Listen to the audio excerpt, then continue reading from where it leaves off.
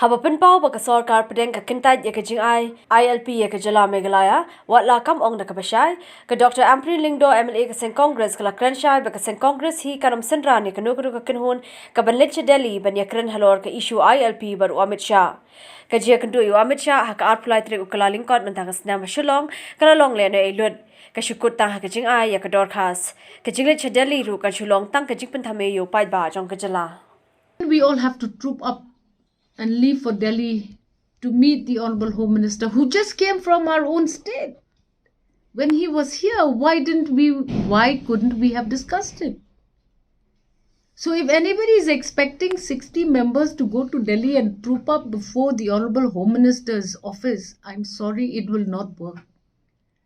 To me, it seems very simple that there is a big no to ILP, but they're just not saying it to us. They should just tell us, are you giving us an ILP or not giving us ILP?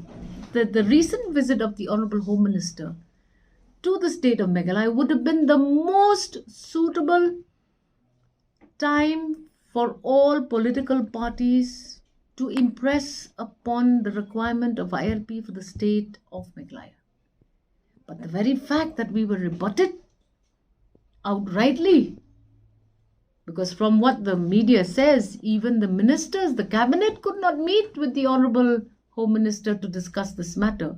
Now going to Delhi to again discuss ILP would be just another attempt to distract the people of the state from the truth of the matter. We feel that it was wrong.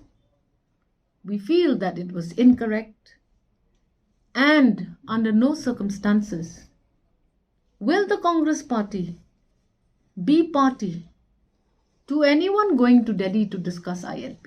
Because when he came to our state, nobody was willing to listen to us.